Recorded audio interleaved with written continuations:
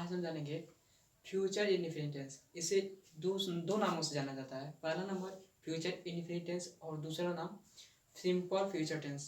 इस महत्वपूर्ण टेंसों को हम आज समझेंगे एंड एग्जाम्पल से भी समझेंगे और जानेंगे। पहला नंबर इसका देखिए, रूल क्या होता है। रूल ये होता है सब्जेक्ट सेल या विल प्लस वर्ब का फर्स्ट फॉर्म, ठीक है। और हम नोन यानी कि किस तरह से जानते हैं, पहचान क्या होती है, ये आप पहचान देख सकते हैं, ये पहचान है। तीसरा नंबर कौन सा टेंस हम पढ़ रहे हैं, फ्यूचर इंडेफिनिट टेंस में हम अफर्मेटिव सेंटेंस पढ़ रहे हैं। तो इसका एग्जांपल बहुत आसान है। जैसे मैं जाऊंगा, तो आप देख सकते हैं कि मैं जाऊंगा यानी कि लास्ट में यहाँ से देख सकते हैं होगा, यानी कि इस पहचान में से ये मिल रहा है। तो अगर पहचान में से ये मिलेगा तो हम समझेंगे ये फ्यूचर इंडेफिनिट टेंस है। अगर नहीं मिलेगा तो हम जानेंगे कि किसी और टेंस है, कोई और टेंस है। बहुत टेंस है, ऐसे 12 टेंस है ना, तो इसमें से कौन और ही होगा।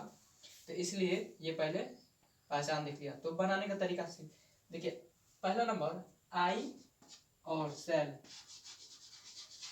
सेल के साथ सिर्फ यानी आई वी के साथ सेल लगेगा, आई वी के साथ सेल लगेगा।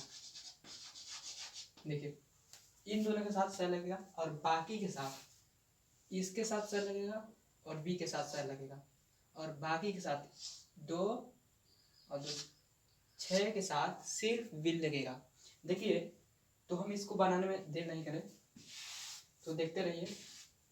जैसे कि अब मैं जाऊंगा तो आई सेल गो। अब आप यहाँ देखेंगे, यहाँ पे ऑब्जेक्ट लिखा है, यानी कि अगर मैं वहां जाऊंगा, अगर वहां यहाँ लिखा रहता तो ये ऑब्जेक्ट होता, आप जान चुके होंगे। तो हम दूसरा चलते हैं, आप जाएंगे, ठीक है। तो यू विल गो। यहाँ पे आप मिस्टेक शायद आपको नहीं होगा, क्योंकि मैंने पहले बता चुका हूँ कि यहाँ पे सिर्फ आई और वी के साथ सेल लगेगा, बाकी के साथ सिर्फ विल लगेगा। तो तीसरा देखिए किस तरह बनाना है, वह जाएगी, ठीक है, यानी कि वह जाएगा तो सी विल गो। आपको समझ आ रहा होगा।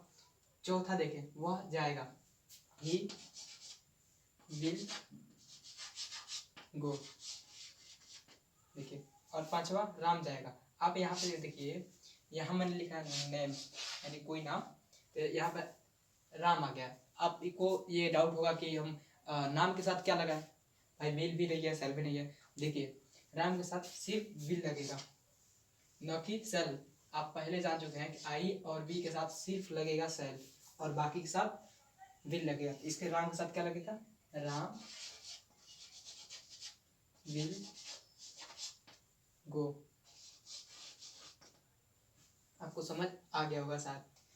आपको कोई मिस्टेक, देखिए निगेटिव सेंटेंस क्या होता है। निगेटिव सेंटेंस में सिर्फ रूल चेंज हो गया है, ठीक है। जैसे रूल क्या होता है, शैल नॉट, ठीक है, विल नॉट। निगेटिव उस सेंटेंस को कहते हैं जो सेंटेंस नकारात्मक होते हैं, उसी को हम बोलते हैं इंग्लिश में नेगेटिव। तो नेगेटिव में देखिए रूल आपको समझ आ गया। अब नेगेटिव सेंटेंस में देखिए एग्जाम्पल, जैसे मैं नहीं जाऊंगा। जानते हैं कि सेकेंड टाइप ऑफ इंटरगेटिव क्या होता है।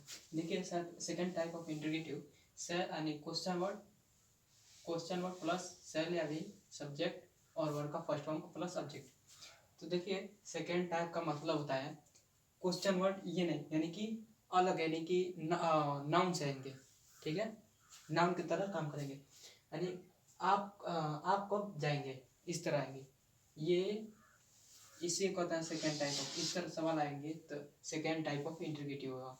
फर्स्ट टाइप तो पढ़ चुके हैं। देखिए सेकेंड टाइप क्या होता है, इस तरह किसको बनाएंगे, मतलब इस सेंटेंस को किस तरह बनाएंगे, वेन विल यू गो। तो यहाँ पहले हम बनाएंगे वेन की स्पेलिंग, सेकेंड सेल या विल, सब्जेक्ट क्या है ये चेक करेंगे, आई है कि वी है कि बाकी सब है।